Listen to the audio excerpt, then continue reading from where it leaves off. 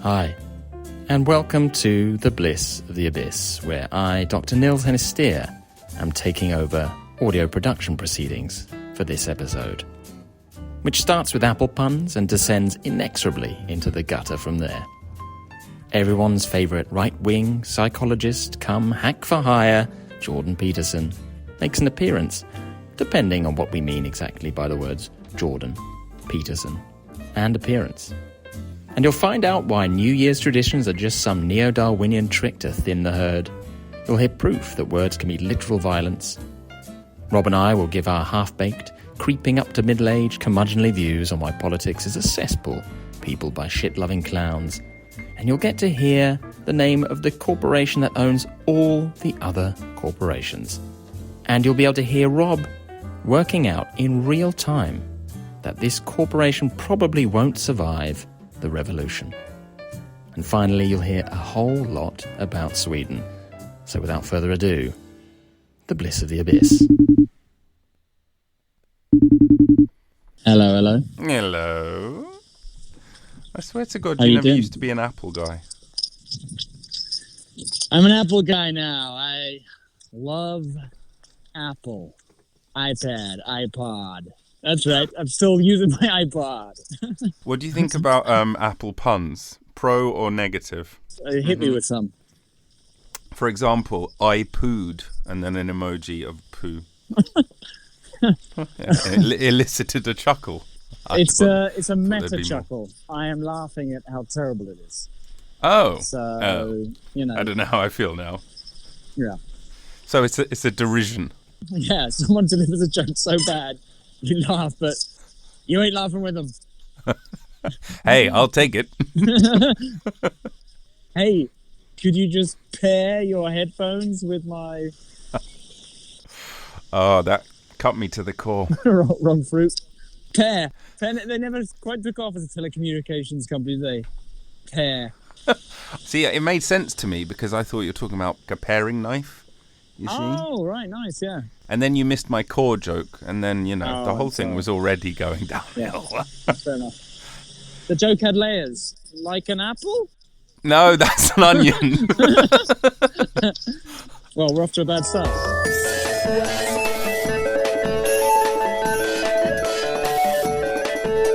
What is your life? It's 11:15 in Sweden. You're playing football and riding a bike. What kind of life is that? I'm not only riding a bike, I'm riding a bike through the snow. Dangerous, your situation. I mean, I'm not exaggerating when I say the moments with traction are rarer than the moments without. Sort of, imagine someone who accelerates too quickly on a wet day from like a total stop and then never releases the pedal. And then just does that all the way home. That's me right now. So is the whole of Sweden just sort of aquaplaning the whole time and just hoping it's just like some version of Frogger? Yeah. They actually ice their indoor spaces as well because the transition otherwise is just messes with their head too much. The workplace is a fucking nightmare. Aquaplaning through your lectures. Yeah. And that's the thing about this. You have to consider the... Yeah, just slowly inching and accelerating towards one of the students. Sorry. Oh! There's that thing that when you're spinning round, you can put your arms out or tuck them in, right? And you go faster or slower. So you can do that for the important bits. I punch out wildly so that they will move out of my way. Good. I'm going to do this motion with my arms, and if you're in my way, that's your fault. Yeah, exactly. I just happen to be punching and walking forward. Sliding. Yeah, well, no, sorry, aquaplaning. Har du kvar din röda cykel? I got really sick on Christmas in a very surprising and almost immediate way. Tell me about it. Which was like 48 hours and then over. And since then, I've been totally fine, had a good New Year's and everything. But on Christmas Day, woke up, with the family, had the nieces, had the aunt over, and everything was going great. Did stockings, had breakfast, had eggs, the usual. Did presents. Presents were, you know what presents are like with kids. It's a giddy, sickening ride. So, you know what presents are? I was like, yeah, I'm familiar with the concept of a present, yeah. So you know what kids are, and you know what Christmas is, and you know what a day is, Yeah. and you know what pajamas are. No. You know what eggs are. Have you seen that viral Jordan Peterson clip where he's like, which one? well, first you have to ask what the word is means, and then what the word what means. It's like the most stupid, like sophomoric version of like philosophy of meaning. Most people hate Jordan Peterson because true. he's some curmudgeonly there's a because right-wing fucking shitbag. I hate him mostly because he likes to impersonate a professional philosopher. And exactly. He's a psychologist. Yeah, that's right. So it's a lot of pop philosophy. It is. It's very, very annoying. But it's a very funny video to watch because it's so sophomoric and stupid. Right. But people consider him a guru, which is quite weird. I will say, so we can put the Jordan Peterson thing to bed. It's only just woken up. Back to bed, Jordan. I'm not sliding anymore. I'm on firm ground. Let's talk Peterson. No, I am sliding. I'm still sliding. Of course. I mean, joking aside. The thing about Peterson, right, is there's a core bit to his message, which is lots of men are really suffering given the particular constellation of contemporary Western society. Yeah. And we should do something about it. And I think he's absolutely right. Yeah. And then there's just all the other crap. And that then goes there's with it. all the other stuff that doesn't need to be there. Yeah, I know. Which gets further and further and more mental the more he goes. Yeah. Yeah. Do you know who Wim Hof is? Yes, the Iceman, yeah. There's kind of two ways you can go if you get that kind of moment in the sun that they both got, right? You either go the Wim Hof route where it's like, listen, I'm the Iceman. You give me more attention, I'll do more Iceman stuff. Yeah. He just keeps being more and more the Iceman. It's like, and we've got a TV show. Brand. Yeah. And it's just, I'm the Iceman in this as well. I do stuff with ice. Are you going to be bathing in ice or ice-like fluids? Yes. I'm not. That's his thing.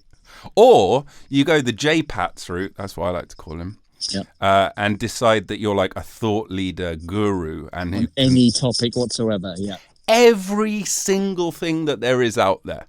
And you just have the right to chat bollocks into the void.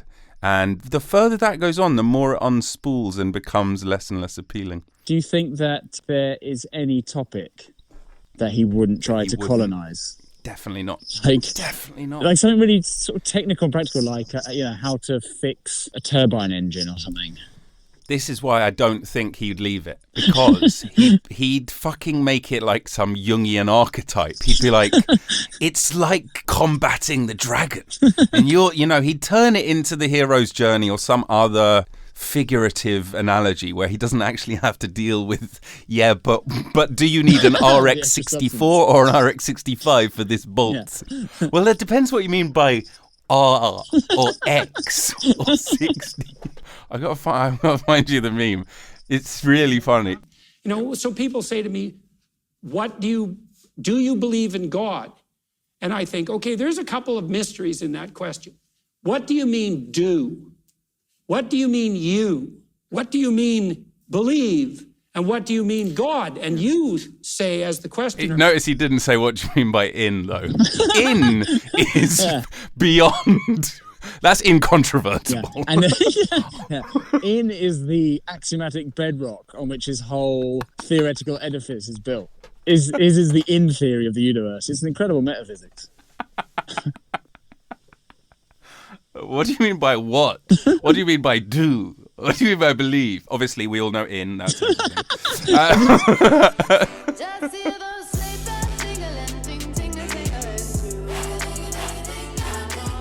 Peterson derailed our conversation much as he derails everything he gets involved in.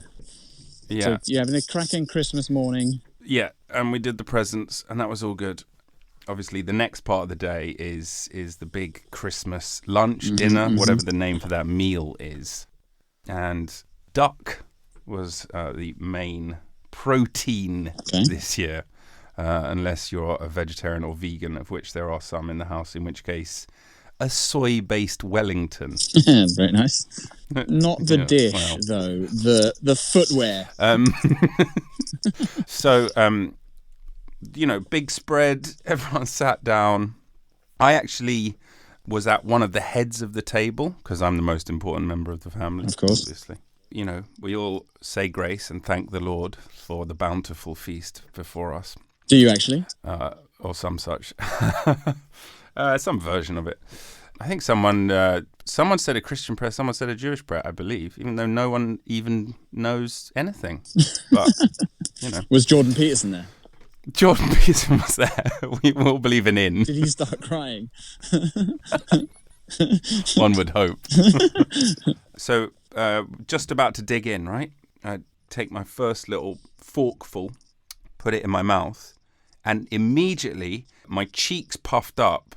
I retched. A tiny bit of sick flew out of the side of my mouth, and my mouth filled up with vomit.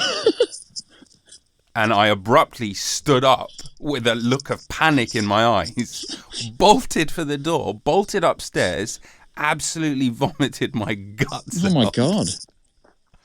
And spent the whole of the rest of Christmas Day in bed, basically, until the evening. Wait, what had you just eaten?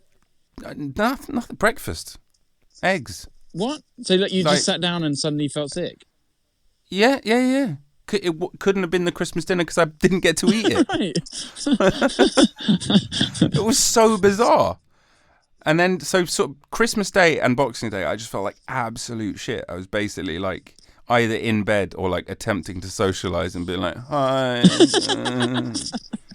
It's that interesting thing where when you're with a group and you're six, you're in bed, but you feel like pressure that people are like, come on, and then after a while, like of you hanging out with them, they're like, actually, you know what, fuck off, you are sick. You're bringing everyone else down. You're sort of bringing the energy down, Rob. Yeah, and then by the time basically everyone was kind of going, I was like, right, Christmas, shall we do it? Felt right as rain. Yeah. So horrible indeed. How was your Christmas? My Christmas was similar. Believe it or not, Christmas itself was alright. I sat down to dinner and suddenly felt sick come out the side of my mouth. Oh my God, it's going round. Yeah. No, but a couple of days after Christmas, I became very ill. And I took a test. It said it wasn't COVID. Classic. But it had the classic feel of COVID. Because right. 2 days later, I was like, I feel pretty good again. And then I felt bad again. I was like, normal colds don't do that, in my experience. They're more linear, aren't they? Yeah, mine was like that as well. It's like a parabola. Right. It's just kind of like, whoop. Yeah. Yeah. So it's very weird. So, and then I know exactly what you're talking about with respect to sort of entertaining people when you're unwell, because we had friends visiting from Hamburg while I had this thing. So I just had to dose myself up with ibuprofen and go sledding and stuff, which was still a lot of fun. But yeah, we had a quiet one, really. It was nice. Yeah, you still manage to have fun, but you sort of, it's one of those things where, like, in the down times between fun, where usually you'd sort of, like, be chatting and just living your life, you just have those moments where you're like, God, I feel like shit. Yeah. You're like, that's your default that you revert back to, as opposed to just like, I'm just me. Yeah. When you're no longer distracted. Yeah, exactly. Get to wallow in how terrible you felt. What did you do for New Year's? New Year's was surprisingly good, but I sat down to dinner. I think I know where this is going. No, we actually had sort of 3 separate plans presented themselves to us, each looking quite fun in different ways. One was a house party, one was a club pub kind of party, and one was like an outdoor covered event kind of party with lots of things, right?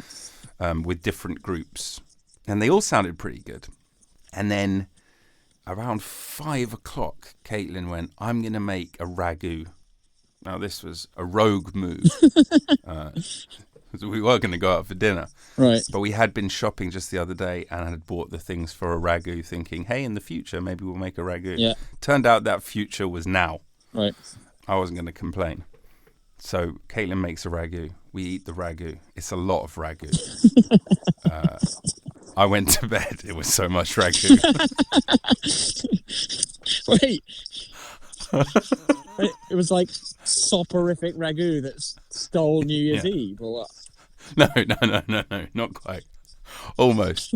I woke up about 11:30 to loud music from downstairs and Caitlin being like, are we going to do New Year's? I was like, that's a good plan. Has your ragu coma come to an end yet? I'm just coming to now. Just ended up just staying in for it instead and just kind of like, we had champagne, we danced, we played games, we sang songs, we called people just in. But it's actually really, really fun. And kind of took the pressure off trying to go out and find fun and just had a load of fun at home. And then everyone else, I'd be curious to hear your story because I've heard quite a few other people's New Year's story and everyone else went out in search of fun and to varying degrees really didn't find it. So really? I'm hoping you had a good one because so far I'm winning New Year's, but it's a bit lame to say I'm winning New Year's when it was just me and my wife dancing around the living room. I don't know. Maybe that is not lame anymore. Maybe that's the new rock and roll. I think we had an even lower key. Ours was your New Year's, but a few years deeper into the marriage. We can't summon the energy to dance anymore. We didn't think we'd make it to midnight.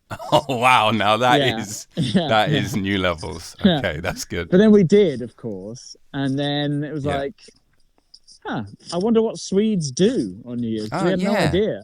So then we just put it on the main TV station because when you put the BBC on or whatever on New Year's Eve, it doesn't really tell you what Brits care about on New Year's Eve, but it gives you a certain sense of what the country thinks it cares about. Yeah, right? exactly. Like Big Ben or whatever. Big Ben, the fireworks. Exactly. People might sing Auld Lang Syne. Exactly. So we put it on, and we were treated to some Swedish Schlager music. Are you familiar with this concept? I'm about to be when you explain it and we listen to some Schlager music. Schlager music is this like awful folk. Oh, is it hurdy-gurdy kind of stuff? It's not hurdy-gurdy. Is it Euro dance party? Yeah, it's sort of in that space. Oh, that sounds bad. You know, where you have a bunch of white people clapping on 1 and 3 rather than 2 and 4 as rhythm demands. You know, it's that. Or they're just clapping on 1, 2, 3, and 4. Sort of like an ominous march sound. Schlager. Schlager. What does Schlager mean? So schlagen is the verb to beat. Okay, so it's drum and bass? It's like if not cool people invented house music, I suppose. Oh my God. Yeah. So it's very simple, very sentimental. Hold on, I found Schlager top 100 hits. Is it like this? This is like really contemporary Schlager music, yeah. Yes. Okay, yeah, I think I get the vibe. But more traditionally. Yeah, exactly. Anyway, so we turned on Swedish TV, and there was this dude called Lasse Holm, who is like known to Swedish people. I have no fucking clue who this guy is, and he's like singing us into the year with his really terrible pop hits. One of which was called, if I recall rightly, Macaroni Cannelloni. And I've got to say, if I was a record exec and someone walked through the door and was like, I got a hit for you. Okay, what is it, Lasse? Macaroni. Okay. Cannelloni. I was like, get the fuck out my office. I don't care if it's fucking Mozart crossed with Bach. I'm not producing it. See, that's why you're not a record exec. Yeah. Do you know the What's the word for it where it's probably not true, but you wish it is? Apocryphal? Apocryphal, thank you.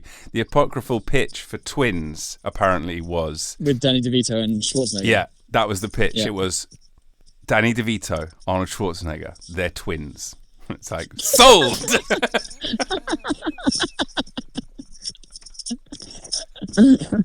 That's it. That's all you need. So macaroni cannelloni. And the film is called Macaroni. Go on. Cannelloni. Why not twins? This seemed lamer. Sold. I found the translation of the lyrics. Okay. Campagnola, Flugirola, Quattro Stagioni, Marinara, Capricciosa, I can't resist. I get fascinated, feel hunger, feel thirst. It makes me passioned. It fills me with lust. This isn't the best translation ever, I think. Pescatore, Vesuvio. It's all things about how good Italy is, basically. Yeah. Mamma mia, pizzeria, cannelloni, macaroni, and lasagna. It's like some not terribly cultured Swedish person's idea of what Italy is about. Yeah. In a bunch of random words. And there he is. He looks like a bit of a dreamboat. Oh, is it? Does he? Well, he's kind of got that kind This of... is it. I recognise it immediately. Well, it's a classic. Oh, mate. Is this the Schlager stuff? It's sort of in that same musical space. I don't know if it's technically Schlager, but yeah. They're rolling bread. That seems appropriate. Ciabatta. Here he is. Oh my god, it's so Swedish already. Dude, you have to watch this video because he's looking at the camera like, I'm the shit. The song is shit, mate. Yeah. Anyway, so he sang us into the new year. With cannelloni macaroni. Yeah, and then we got to watch the, hand model anchors of Swedish TV make crappy jokes. Mm. And then there were some fireworks. And it turns out the Swedes, they're pretty into their fireworks here.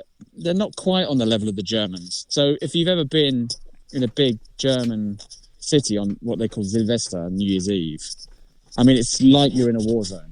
It goes absolutely bonkers. And it goes bonkers for about an hour. Oh, really? Like, where these people get that amount of fireworks. Yeah, that's quite the production. Yeah, it's insane. God, Brits don't have the budget for that. You get about 10 minutes here. Yeah. Like, it's a totally different cultural expectation about the fireworks. Anyway, but the Swedes was like a slightly lower key version of that. They did 10 minutes solid fireworking. Mm. So I've spent quite a few New Years in New York. It's always, I mean, the party is always fun, but they don't really sing Auld Lang Syne, which always is a little bit disappointing. And they have the ball drop, of course. The ball drop thing. Which is just what weird. Is that? I don't know. No one. It's odd, isn't it? You ask New Yorkers about it, and they're like, "It's a ball. It drops." You don't get an explanation. But I was talking to my friend who's Spanish. Do you know the Spanish New Year's tradition? The 12 grapes. The 12 grapes. Yeah. Yeah. So 12 seconds before New Year's, you count down at 12, 11, and you eat a grape every second. Yeah. How many people die each year? Are there stats on this? It takes me more than a second to eat a grape. You just got to swallow it down and hope it goes down the right pipe. He eats like a duck. You just... That's a Simpsons reference. Yes, it is. He eats like a pig. He eats more like a duck. Lenny. Exactly. Oh yeah, okay, here we go. Boy of sorry to piss on your chips. Boy of 3 dies, chokes to death, eating grapes. Why in Spanish New New Year's Eve tradition. That is a bit young to be eating grapes, isn't it? The 3-year-old swallowed 12 grapes with each stroke of midnight on December. Which ultimately I'm not sure it's too young to eat grapes, but I think it's too young to eat 12 grapes in 12 seconds. Hurry up! I don't really like it. Why am I not in bed? Eat the fucking grape. Elderly people are also considered to be in grave danger. I skim-read the passage and it said, affects more than 2 million Spaniards each year. And I thought, surely not. But it's not. It's dysphagia, a disorder that, have difficulty chewing or swallowing. I thought for a second 2 million Spaniards were rushed to hospital every year for these fucking grapes. Yeah. Can we please stop It's tradition. It's Boo. the hospital system. Yeah. My small brother's small brother? Little brother. Something about small brother makes it very different. Min small brother. Are you sure you haven't been in Sweden, mate? Mine's smaller brother. Is going out with a Dane. And their tradition is they stand on a chair and jump to the floor. Also seems like a lot of hospital cases. It affects 2 million Danes every year. Which is all the Danes almost. Because you've got to think they're not just getting on a chair, which is probably fairly dangerous at most times. They're probably also drunk. Yeah, you would think so. Well, the Scots have got, whatchamacallit, they've got Hogmanay, don't they? They've got their own thing going on. What do they do? They sing Auld Lang Syne. Okay. I think they kiss. I mean, that's to call that like a uniquely Scottish tradition seems a bit rich, probably. Passionately.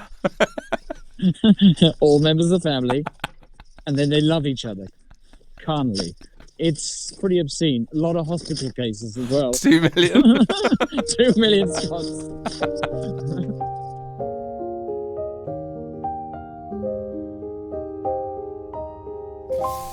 So, how is Sweden? How are you adapting? How long you've been there for? Like 6 months now? Is it 9 maybe? 5. 5. That's 5. Yeah, we got in August. Sweden is wonderful. Yeah. The only thing that tinges the experience of Sweden. Here we go. The positives didn't last long. Yeah, it's great and everything, but here are the bad things.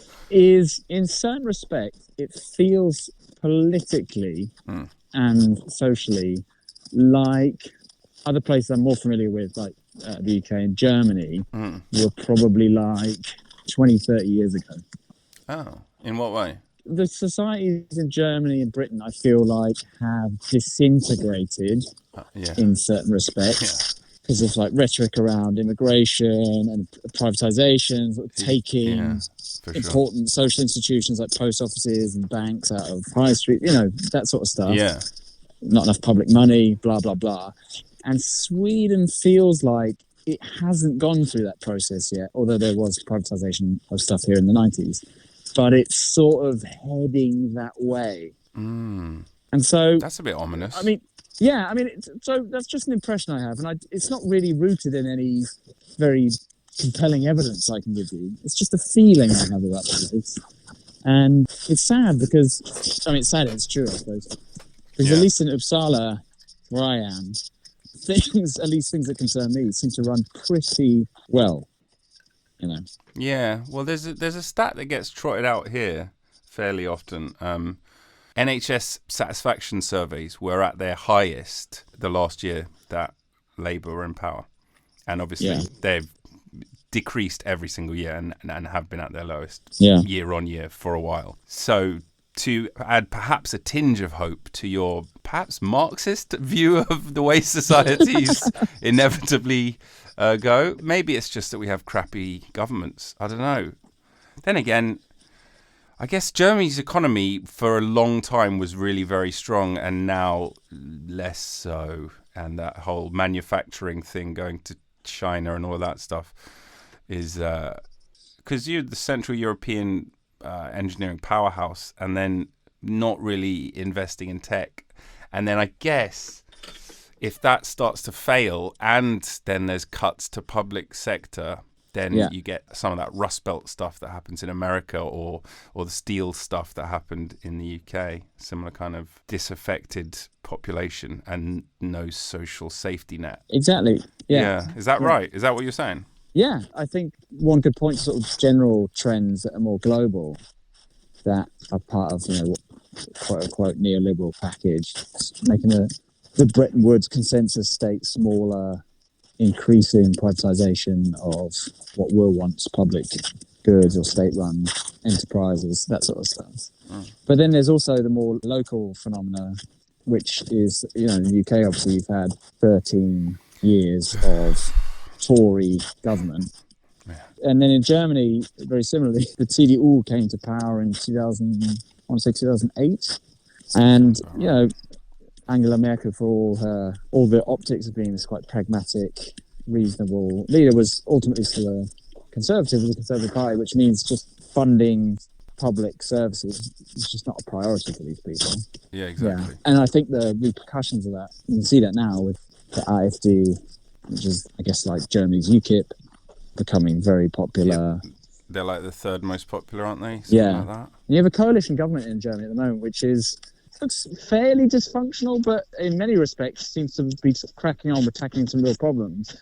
But it seems to me that this real issue is it's just been saddled with all of this crap that's gone unaddressed for 12 years plus. Yeah. And now it's the consequences of that all coming home to roost. But I mean, what's the mood in the UK like?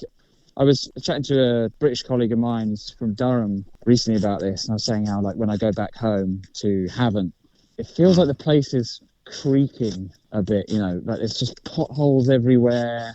There's something dysfunctional about the feel of the place. And he said, because he's a little older than I, he said it's how he felt about the UK around 97, when the last long stint of Tory government came to end. Like, stuff was starting to fall apart because it just hadn't been looked after carefully or as carefully for them. Yeah, it might be even a bit more insidious than that. It might be like actively neglected.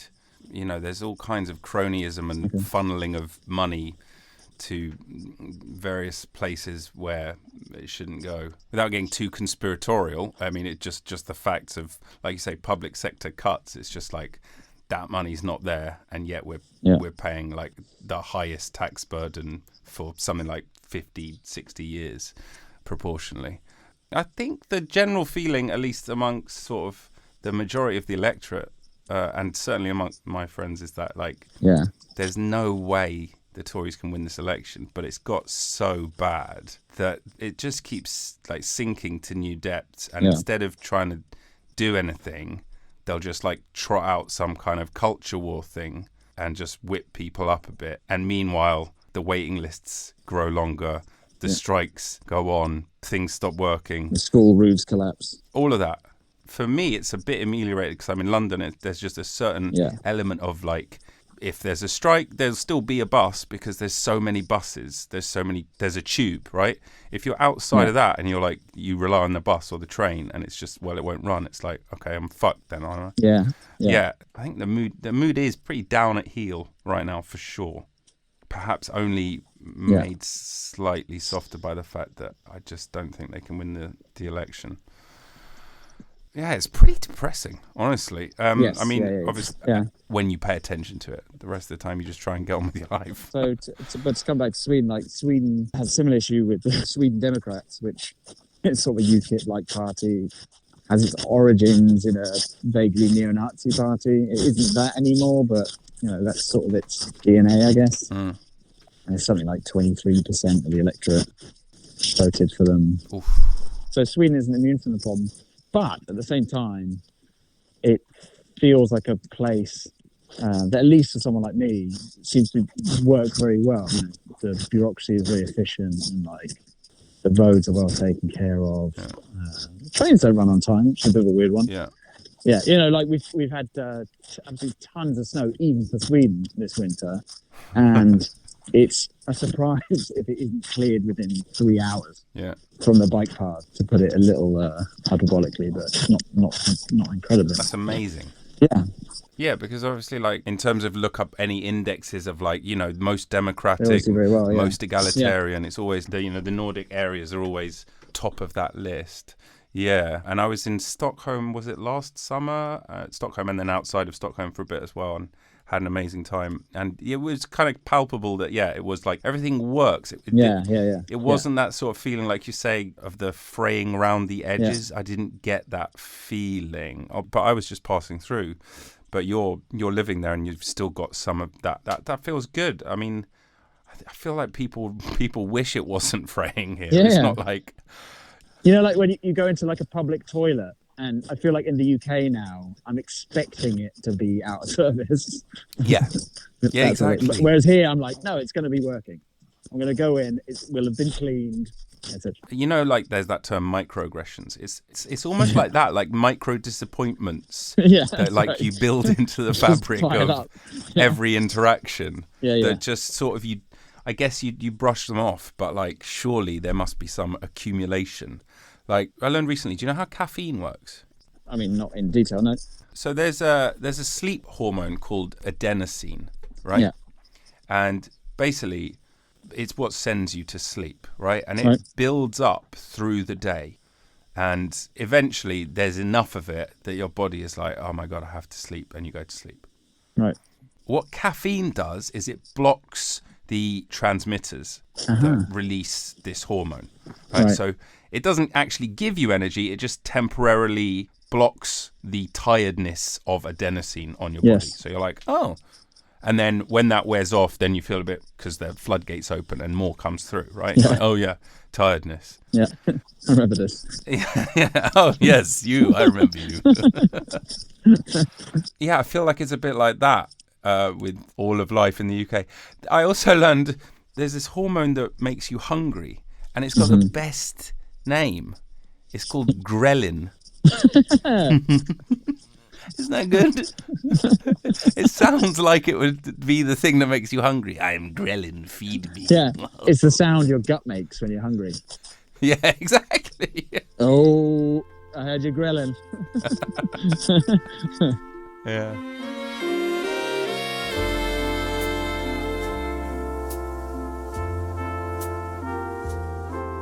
Yeah, it's marvellous. And the other thing that's lovely about Sweden is, or again, I'm only really familiar with Uppsala, so take this all with a pinch of salt.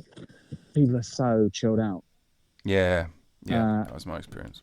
Moving from Hamburg in particular, people in Hamburg in general, very nice, but it is a big city and it is full of Germans. Germans they're a bit high strung, you know.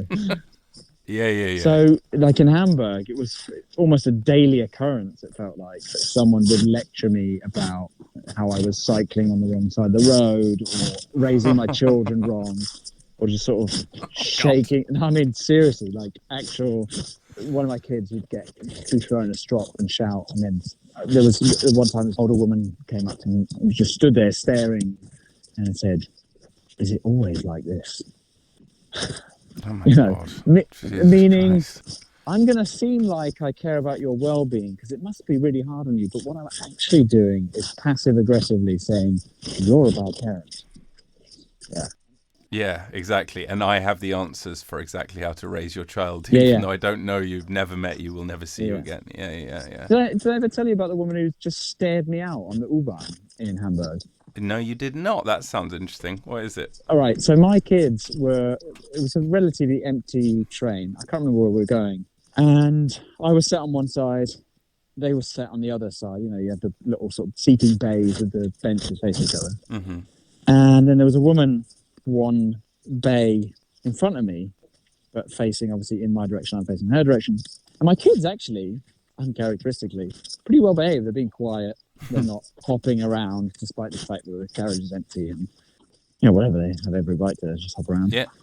And she's just staring me out, and it's clear that she's not just looking at me, because that's a thing that happens in Hamburg, at least, and possibly in Germany in general, where people they just like look at you a lot.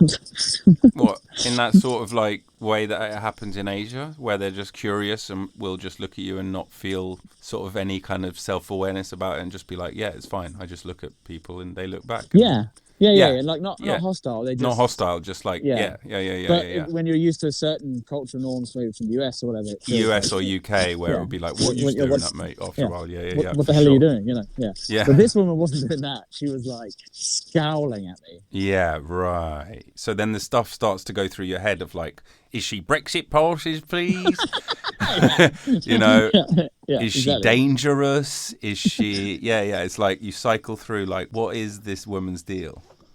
Well, I didn't cycle through long. I just sort of addressed it head on. I just said, slapped her with an open palm.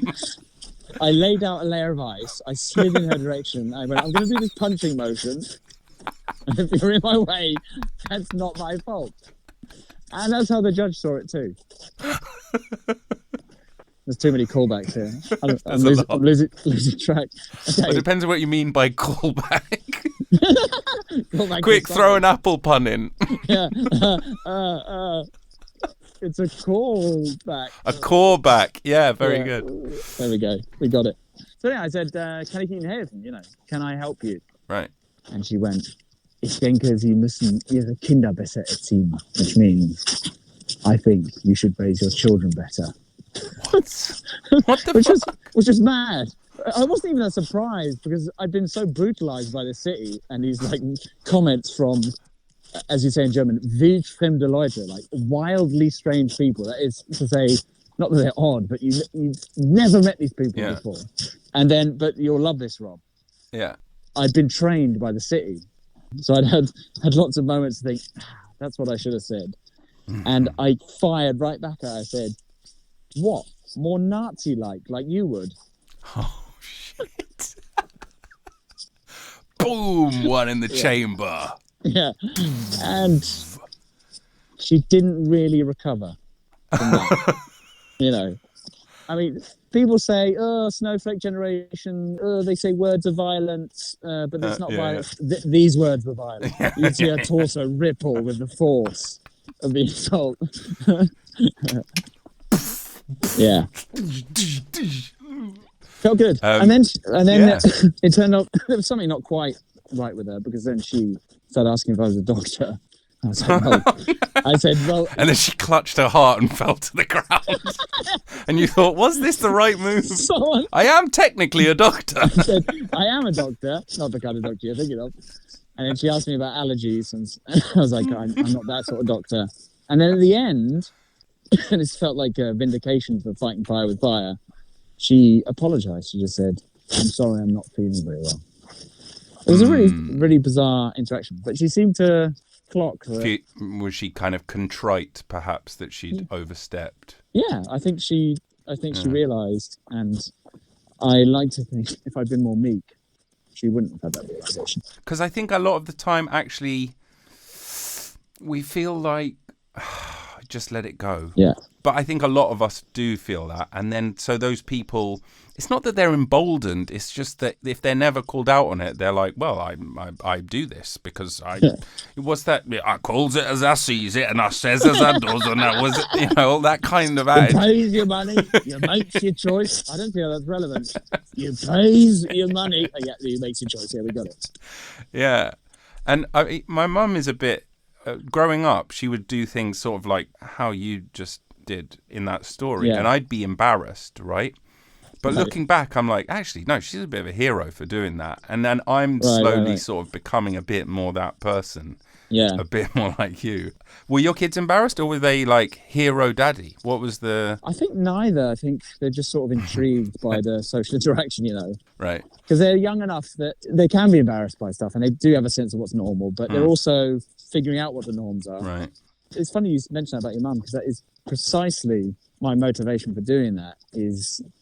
I don't want to show them that you'd be a dick to these people. No. Most of the time, actually, the gentle approach is the more productive one. But that you don't have to take that sort of treatment. Right. But you deserve respect from this person. If they're not giving it to you, you have a certain right to push back. Clap back, yeah. I mean, yeah. By throwing the worst fucking insult you could possibly. Yeah, I mean, that's the N bomb in Germany. That's the N word. That's right. Yeah. That's right. Anyway, the reason I mentioned that anecdote was because in Sweden, it's like they have got the best of both worlds of the UK and Germany. So the thing about the Germans, at least putting aside the general worries about the fabric of society saying blah, blah, blah, is they're very thorough. Yes. So they put their minds to something and they get the job done. The job gets done right. Etc. Yes. You can sort of rely, at least 20 years ago, the trains would all be on time. Yeah. All the rest of it. But the price of that seems to be that you have a bunch of people who've become socialized to just be norm police. Busybodies. Yeah, exactly. Every time you stray outside the lines, they take this delicious enjoyment in correcting you, basically. And so you just are faced with this regularly, especially if you're a slightly free spirit, like I dare say I am. But in the UK, my experience in general, obviously it's just all generalisation, people just leave you alone. The liberal tradition is a bit different there, and mostly people just let you get on with it. They're almost to the point of indifference. Almost to the point of indifference. Yeah, I was about to say, and that's where on the other end of the extreme that goes wrong as well. Is like not stepping in. Exactly. Yeah. But the other cost of that as well is the norms aren't obeyed sufficiently well. So like when you had the masking requirements for COVID, all the Germans were wearing their fucking masks. And in the UK, I was like, I'll just put it on my chin. Exactly. So you come to Sweden, and it's like somehow the norms get followed. So they've internalized that the norm's important, but they're not busybodies about it. So if you go like, no, I'm going to walk across a meadow despite the fact there's a sign that says don't walk on the grass, everyone will sort of look at you. Maybe they'll have nasty thoughts about you, but they don't feel inclined to point out that you violated some norm. And it's like, it's just great. Oh. Somehow they've cracked it. Right, for the next 20 or 30 years until it all falls to shit. And we are facing the second climate war, joining the armed forces of Eurasia. What is the stage after late stage capitalism? Do you know intimately Marxism? We don't have the Marxist utopia after late stage capitalism, do we? Is that the next bit, or is there? Yeah. Is it really next? Or is there not some? Well, it's going to depend on your Marxist theorist, but on the traditional conceptions, socialism and then communism. Yeah, where the means of production are taken over by the working class. Sweet. It's a coming. The Soviet Union, though, Rob, it wasn't that. I hate to break this to you, but they did. They didn't do it properly. It was sort of suffocating. But you're saying that the means of production will be taken over. So the next CEO of Ford will be... No, there won't be any CEO. I love that. There's something so parochial about that.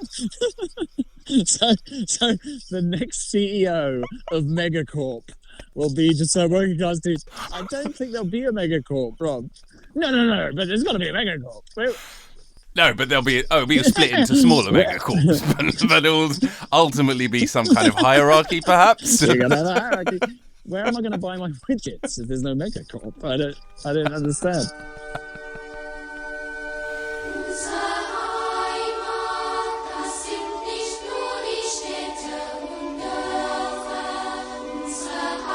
Have you been following the post office scandal? Speaking of the post office and services. Following would be a stretch, but I have been made familiar with it. So it's quite long-standing, right? But it's just erupted, it feels like, in the last few days. Well, that's why I wanted to talk to you about it. Yeah, less about the details of the scandal, which are themselves very interesting, but more actually because of what you study and lecture. Because, it is long-standing. And there have been public inquiries, there have been compensations, there have been all kinds of things about it. But what it's taken in order for actually people to sit up, pay attention, and now government are now rushing through legislation, is a popular ITV drama. Yeah. In effect, a piece of art, a piece of... Yeah. I mean, it's not fiction, but it's inspired by real events, but obviously it's taking, artistic liberties. Yeah. But the actual scandal itself, all the journalism, all of the parliamentary inquiries, all of that stuff didn't make an inch compared to the sort of mile of impact that's been made by this drama. I sort of find that fascinating. I was wondering if you had, I don't know, some insight as to why you think that might be. I mean, I have a couple of thoughts. I mean, with respect to the artwork having that influence, the way that art, especially if it's enjoyed in common, as it is when it's on a mainstream national broadcaster, that obviously just means that a set of ideas are planted in lots of people's heads at the same time, and that can propel political action and potentially change. Why it took that rather than the other stuff to propel ministers, etc., to jump into action? I think the answer to that is just a pretty cynical one, which is that you have a political class that doesn't really give a fuck about running the country well on the whole. Yeah. Because otherwise they would turn up to work every morning and go, well, what are the problems that need to be solved? And that would be one of the things on their to-do list. We've had this inquiry. Evidently, these people have been totally unjustly treated. Yeah. And we need to make amends, regardless of if anyone finds out about what a great job we did about it, right? It doesn't matter that we don't have a bunch of people who've just watched an ITV show writing letters to us. Exactly. And now it has this slight ick factor of now they get to make the stump speech and be like, and we're now righting these wrongs. And it's like, yeah, but you should have already been right. Like you handed out a CBE to the head of the post office after this scandal had already happened. You didn't give a fuck. So then, that only just further erodes the trust. Yeah. No, I think it's really awful. Which is threadbare. Because I can understand why you or I, or just some, as philosophers in the 60s would say, the plain man on the Clapham omnibus might just learn about it from an ITV show. But if you are in Westminster and your brief is to supervise certain privatised public services or whatever, you will know about this. Or if you don't, then you're grossly incompetent. So and I mean, to a certain extent, like, again, with the cynicism, I can kind of understand, like, it's Fujitsu who did the software, or it's Post Office Limited. They're corporations, right? And they're set up to protect their bottom line. So, the morality, unfortunately, obviously gets thrown by the wayside, and people are prosecuted, and they'd like make an example of all of that kind of stuff. I can kind of see, as horrible as it is, but a democratic institution, a representative, a member of parliament, whatever you want, all of that stuff, it just should embody something slightly, even a gnat's wing, more noble, more important, more conscionable, but it just doesn't. I mean, then again, look, it does. I mean, like, it just takes an age and an avalanche, and then the people who actually like really care and do the real work don't often get to be the person holding the microphone saying we're going to make a difference. It's like someone like Rishi fucking Sunak being like, I'm going to right some wrongs. It's like, one shouldn't go into politics in order to stand in front of the camera with a microphone and say, pat oneself on the back, right? I mean, the point is, you're supposed to be doing your level best by whatever ideological or from whatever ideological perspective you happen to inhabit, make the country run better, by extension the broader world. And like, it just seems like such an own goal if you conceive of politics as that's like a normative description of politics, right? I'm not describing politics as it's actually conducted. That seems roughly what it ought to be doing. And when you have a total own goal like this, you're just like, what the fuck are these people doing? What are they actually doing? The thing about the Tories in particular, although I suspect they're not alone in this, is they have struck me, especially in more recent years, as an incredibly reactive party. So there was a period where it felt like there was just weekly U-turns, like under the Johnson government, for instance. Yeah, particularly. It was clear what was happening there. It was like they made some decision, and then enough people went, rah, rah, rah, rah, rah, rah, we don't like it. And then they shit the bed and go, oh, I guess we can't do that. And if you were looking at that with rose-tinted glasses, you'd say, well, that's democracy at work. You know, they made a decision, they got the negative feedback, they changed the decision. But I think most of the decisions they're making are fairly cynical, and they're the ones they can't get away with. They track them back. Yeah, it does seem like that. But, I mean, there's the famous politics is the art of the possible quote, right? Which is, I think that's true. But that doesn't mean that it's just the art of sticking your finger in the wind and seeing which way it goes. And if you misread the wind, go, actually, no, I meant the wind was blowing that way. But you said the complete opposite last week. But I misread the wind. Yeah, but it's not about the wind. Are you sure? Yeah. Okay, no, you're right. It's not about the wind. I never thought it was about the wind. It's become, in the UK at least, the art of the possible, in the sense of, what is it possible for me to do without inducing some What collective. can I squeak past? Yeah. There's also this terrible trend, I don't know if you're aware of it, of quite a few sitting members of Parliament now have TV shows on these new weird right-wing networks that no one watches. So they're just patently part of the time doing another job for which they're paid, despite Are you being talking about like GB News? GB News. What's the other one? Talk TV. Is it true that no one watches it? The watching figures are very low. Oh, is that right? Okay. Yeah. The figures are comforting. very low. Yeah. It's all funded by like think tanks, if you want to call them that. One of them's Murdoch money. Yeah, it's all stuff where it's like they don't have to necessarily disclose where all the money's coming from because it's owned by a shell corporation that's owned by another shell corporation that's owned by another shell corporation. Let's see who owns GB News. Talk TV, which is the other main big one, is owned by Murdoch. I know that for sure. Right. All Perspectives Limited.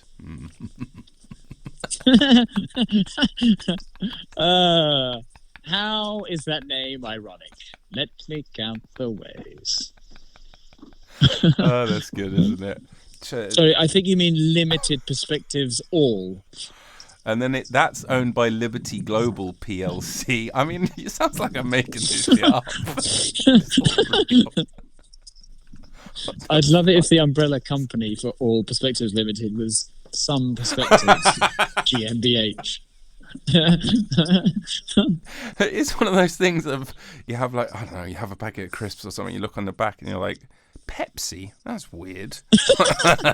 And you like look into it, it's like, no, Pepsi's actually owned by, and you're like, what? And you go into it and it just keeps funneling up and it's actually all like Unilever or something. And it just keeps getting bigger and weirder and more esoteric. And you're like, how many companies actually are there? 2. And they're owned by one Megacorp. Jeff Bezos. Yeah, Megacorp, that's right. But, the CEO will be a working class guy. Yeah, exactly. So Jeff. Ironically. He turns up with a fake mustache. Jeff Bezos from Hartlepool. That's me. Okay. It's a nice suit, Jeff. It is. Did you remember that? Speaking of Simpsons, when he goes to the post office, Homer goes, hello, my name is Mr. Burns. I believe you have a letter for me.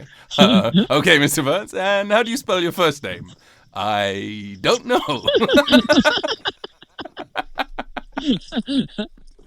Thinking one move ahead. Yeah.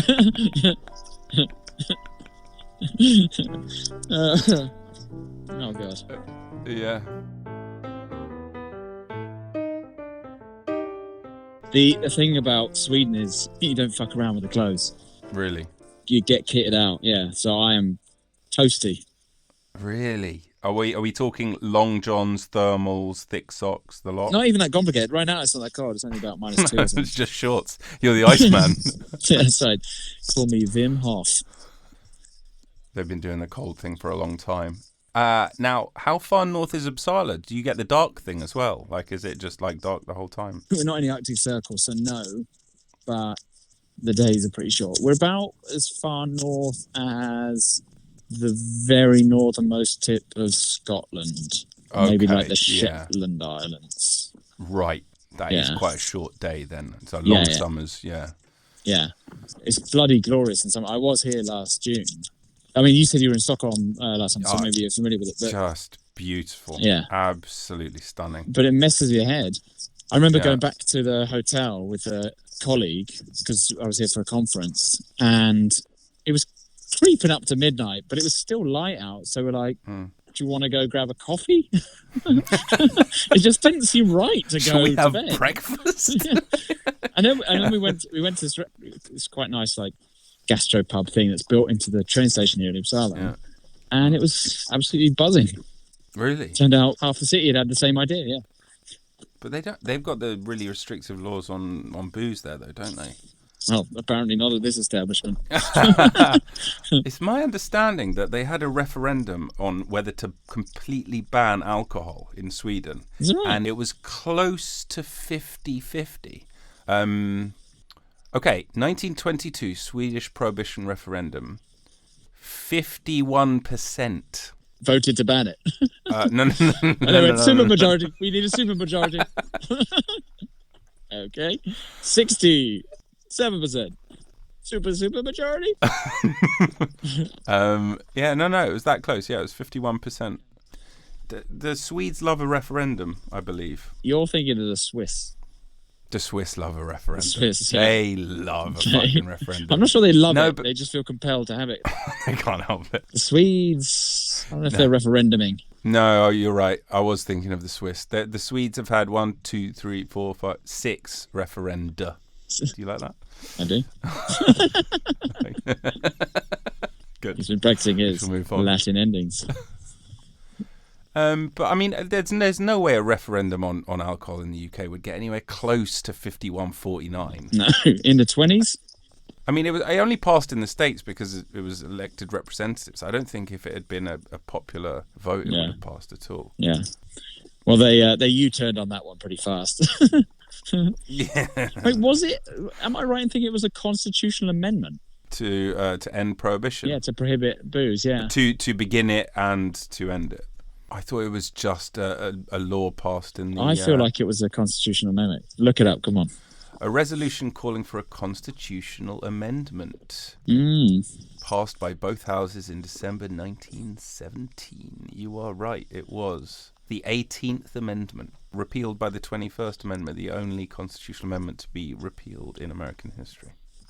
There you go. Yeah, they had to... I know they had to pass a law recently in the States because of... You know that January 6th thing? Like, Trump had that plan. He was like, what we'll do... I'm not going to do the voice... is we'll just get Mike Pence to just throw it out. He just... You know, the VP's meant to say, I certify it and bang on the hammer. And we'll just get him not to do that. Yeah. Obviously, stupid plan. But technically, there wasn't something in the law saying that he couldn't do it. So then they swiftly passed the law being like, no. He has to bang on the hammer. That's it. What if he resigns as VP? No, the law says that Mike Pence has to bang a hammer. But he's been dead for 40 years. Dig up his corpse like we did last time. And make him bang the hammer. He doesn't even have hands anymore.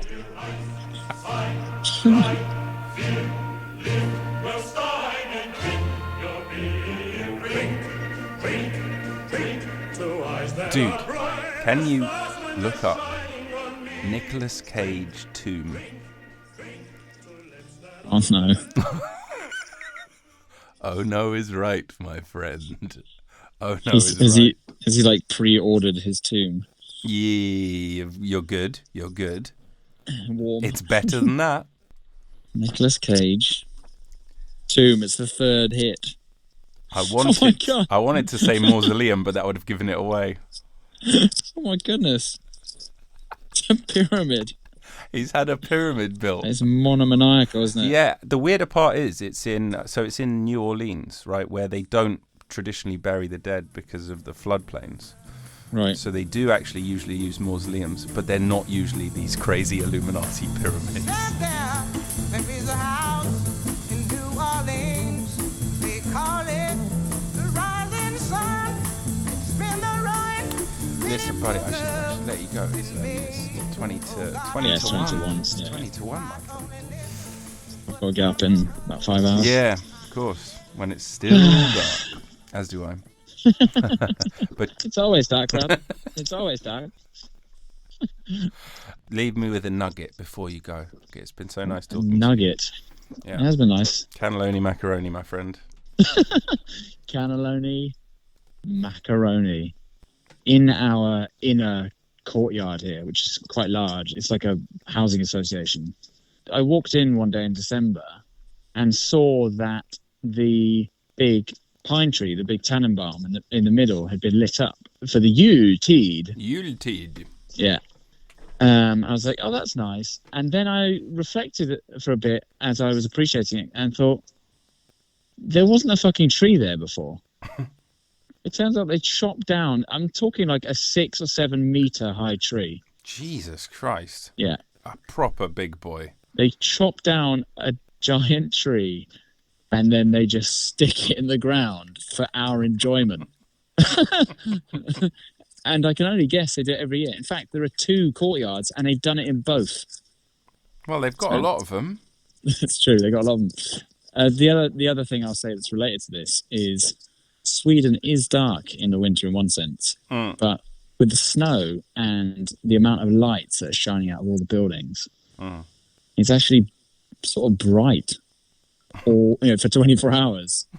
It's bright enough now that I could cycle around without lights relatively safely. Yeah. Because the snow reflects so much light. It's really beautiful. It's lovely. Oh, man. Nils Steer. Look at that. Don't say I never do anything for you, lovely people of the podcast. I'm staying up late just to give you those nuggets. Those nuggets, not those nuggets. These nuggets. I love you. I must go to bed. Good night.